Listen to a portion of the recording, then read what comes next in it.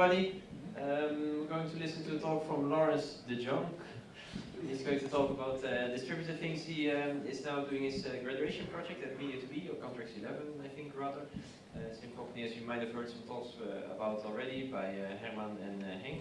And Berko, he already gave the talk as well, I think. No, he still will give it later. Laurence is going to tell us, give us, amongst other things, some practical tips of how we can make web applications distributed already with the knowledge and the technology we have. So give it up for Laurence de Jong.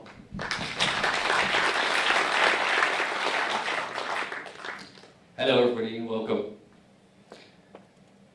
You are all familiar with the internet, I guess. You do everything on it, you communicate, you collaborate, you share. But most of you probably don't realize most of the services are centralized. Why are these services centralized? It's easy to make money, it's easy to control, and it's very easy to deploy. It is also very easy because you have the control over a lot of data. It is a lot easier for Google to do spam filter, to create a spam filter than for the sysadmin at your office, of course. And it is a lot easier than to set up an email service for Google than it is for your ISP. But this centralization comes at a cost. For example, have any of you seen what's going on?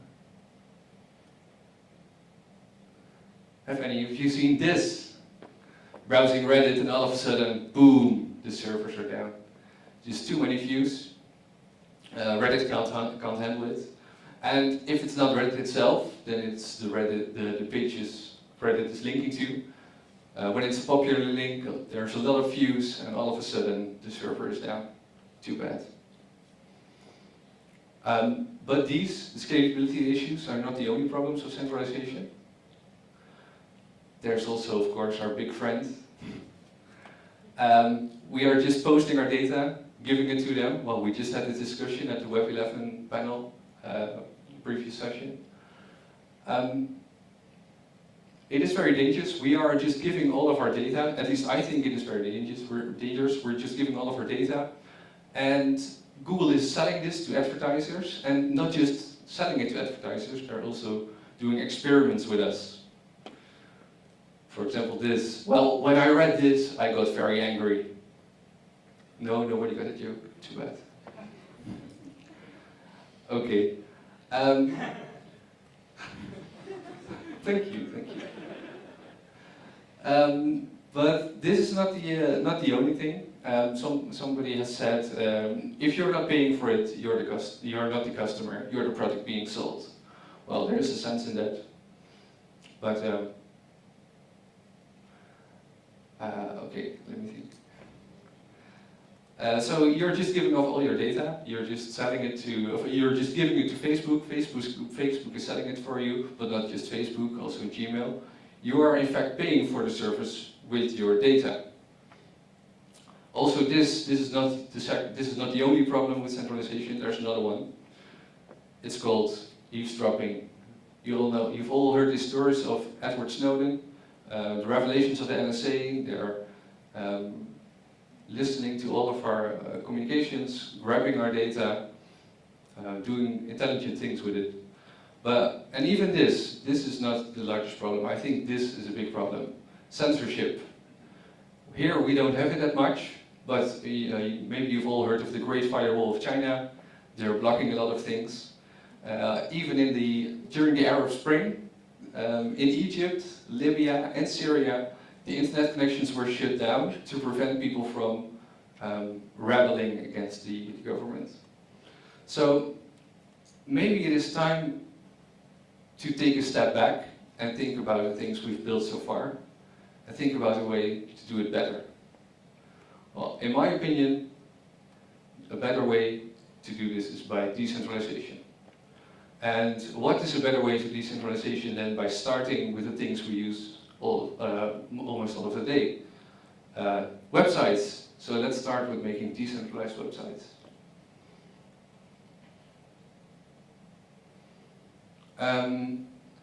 Some of you might say, why do you want to make decentralized websites? We've had this for a long time already.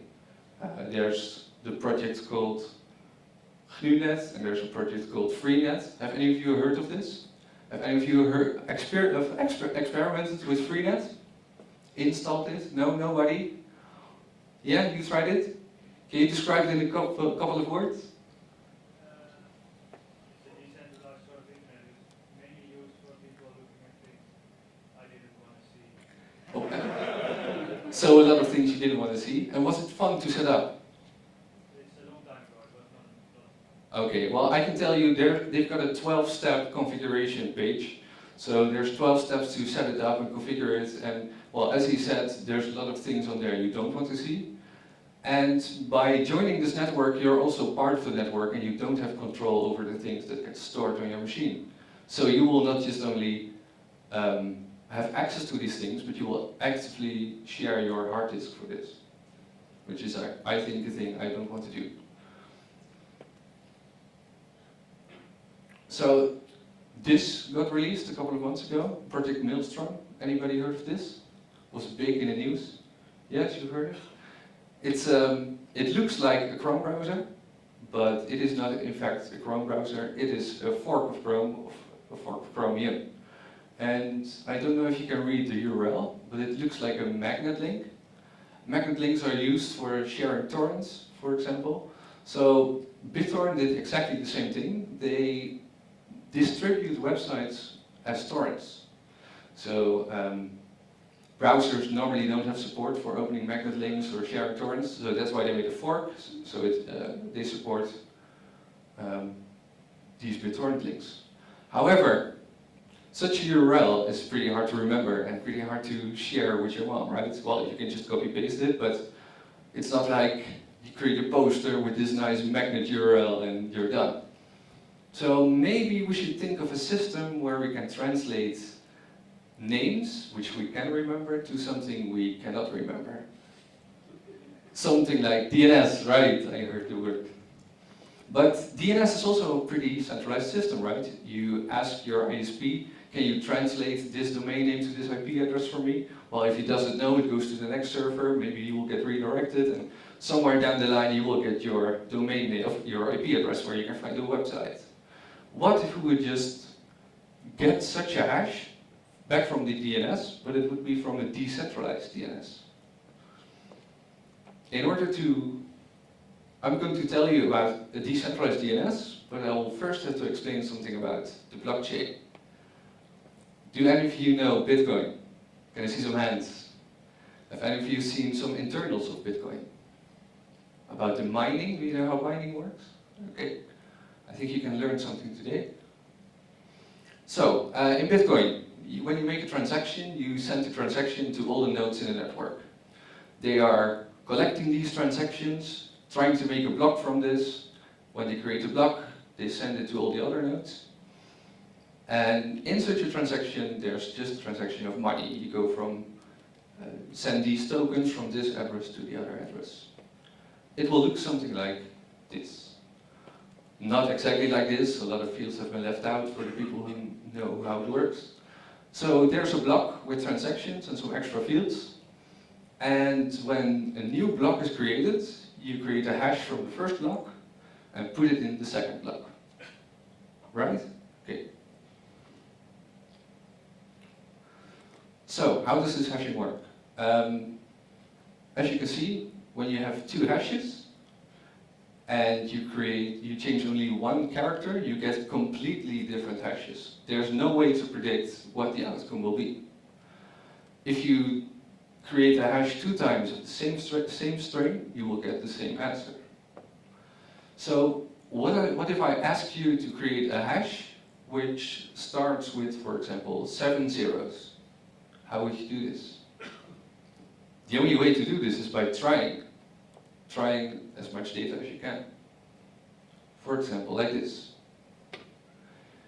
You have a function which will create hashes until a certain difficulty is reached. And the difficulty in this case is 7 zeros. So as soon as there's a new string which creates a hash of 7, which starts with 7 zeros, only then your difficulty has been reached. So I tried it here. It took me 9 minutes in order to create a hash starting with 7 zeros.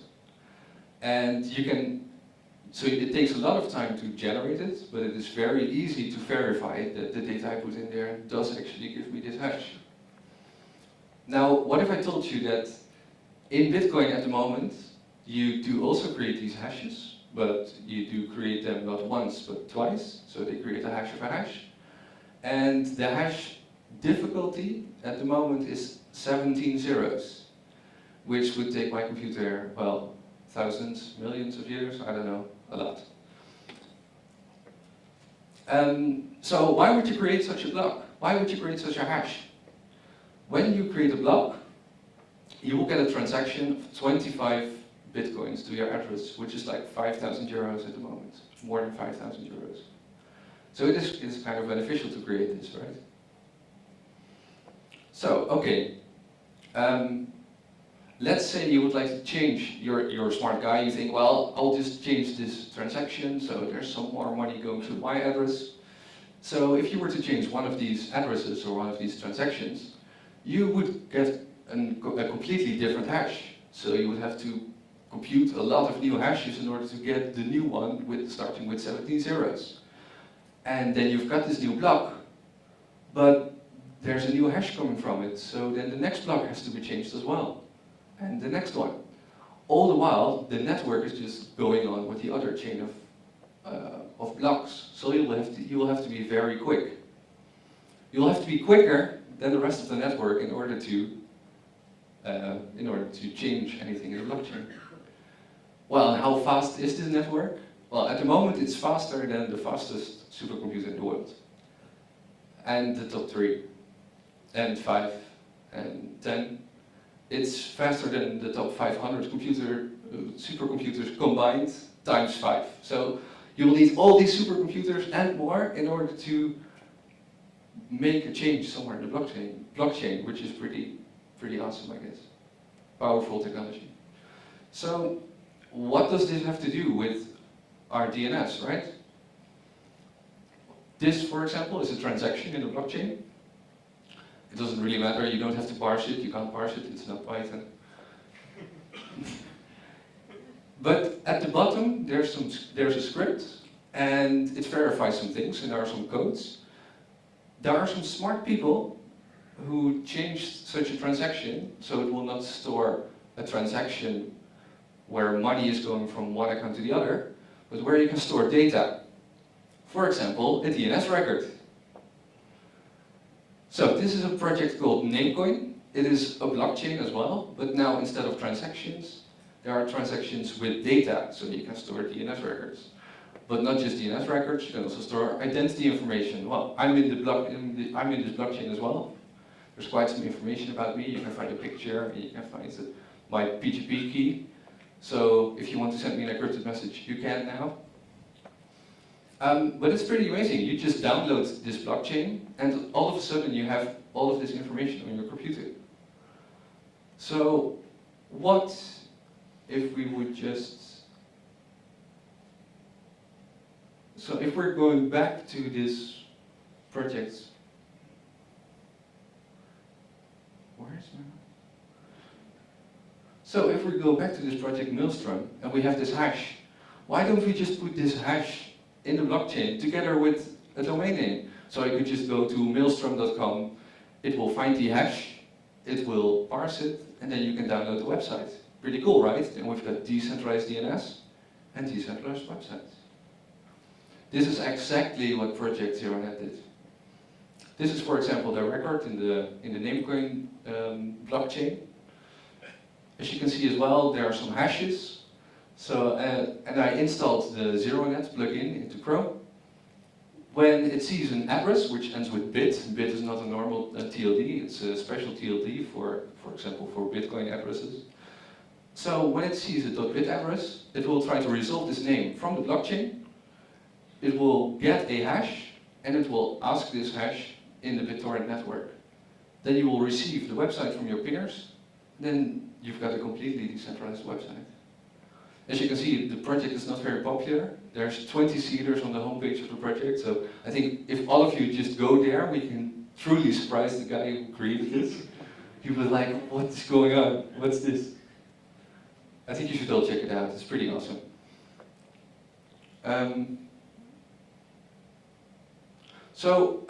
Decentralized websites, it sounds all pretty fun, but it's got to be pretty hard to set up, right? Creating a decentralized website. Well, in fact, it's very easy. You have a command. It's a Python application, by the way, which is okay. So you create a website with one command. You just put all your files in the folder. You sign the site, and then you publish it. And that's it. No need for web servers, no need for Nginx, no need for reloading. That's it. If I give you the hash of the website, you can just go to it, and that's it, you're done. No need to take care of the size of the servers, because the more people that actually use your website, the more people that will actually see your website. So this can overcome, for example, this Reddit problem, where the site is all of a sudden down because there are too many people. But this is all fun, but everything so far has been static. The Melstrom project is about static websites, ZeroNet is about static websites. And most of our things we use are not static, right? We like to post links, we like to vote, we like to comment, status updates, likes, and also perform tweets on Twitter. Talking about tweets, I think you might like this. It is called Twister. It is a decentralized Twitter version. It's got the same arbitrary 140 character message. You can follow people, you can retweet things, you can search, the private messages, everything is there. But if this has dynamic content, where do you log in? Why do I see my profile picture there? Where's my account? There's no central server to log in, right? So the way they do this is by using a blockchain. You register your account in the blockchain, your username with your key. When you've registered, you can make a post. You will sign your post with your private key. You will send a message to the other nodes. The other nodes will get your public key with the username you provided with your message. They can verify that the message is yours, and then they will show it. I think it is pretty awesome, right? Decentralized Twitter. It's called Twister. And I think you should all use this as well, because, well, there are mainly Chinese people there. For obvious reasons. They can't use Twitter. Well, this sounds all fun, right? We've solved everything. We've got decentralized distribution of the website, decentralized DNS, decentralized dynamic data. So this is it? We're done? No, we're not really done. We've got some challenges ahead. For example, well, let's start with traffic analysis. It's all fun that we do this decentralized, but all of our information is still going through our ISPs and still going through our central servers. So a government might still perform traffic analysis, and they might still know that you communicate with this other person, which in some countries might lead you to go to jail. Then there's a second item, private key management. It's all nice, these private keys, signing your messages, but, well, they get lost, and maybe you want to use the same private key on your mobile. This is all pretty hard to manage. And what if you don't want to seed your own website? Maybe we should have some decentralized storage as well, where you can just pay people a very small amount to seed your website, or make it available in other parts of the world so people can load your website quicker. And this dynamic content, for Twister, it all sounded very great. But the way they solved it is not a general solution. We cannot use this everywhere. The way they do this is by using a DHT, a distributed hash table. Do any of you know what a distributed hash table is? Yeah, no? Oh, not that many hands. Okay, I can give you a small explanation. So DHTs are considered unsafe. There's another one, browser war, which is pretty interesting. So if Melstrom is creating a new browser, are we getting browser wars?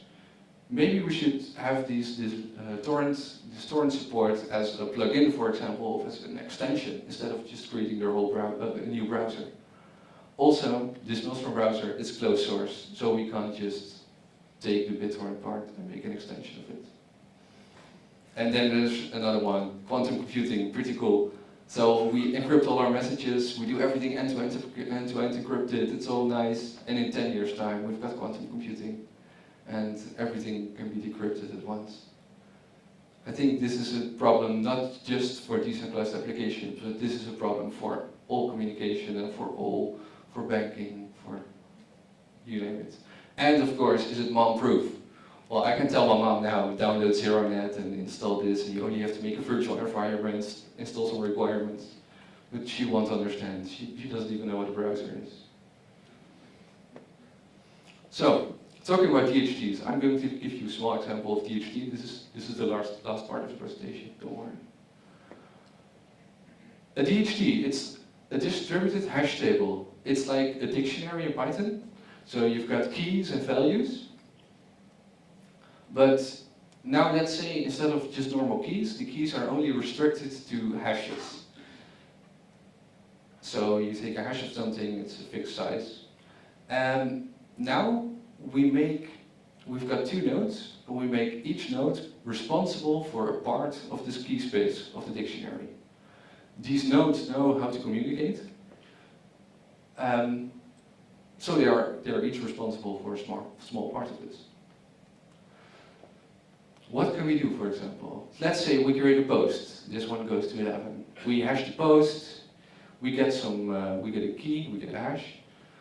The hash starts with EB. So this is node 1. He knows node 2 is responsible for hashes starting with EB. Therefore, he is sending this message to node 2.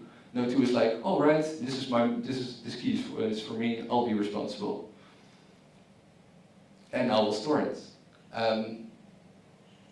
Now you've got your storage.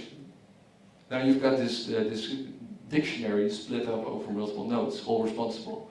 Well, of course, you don't want to make one node responsible. You want to make at least 4 or 10 or 20 people responsible for the same key space. So as soon as one is going down because he's shutting off his computer, you've got all these others which can communicate and make sure that they've got the right values.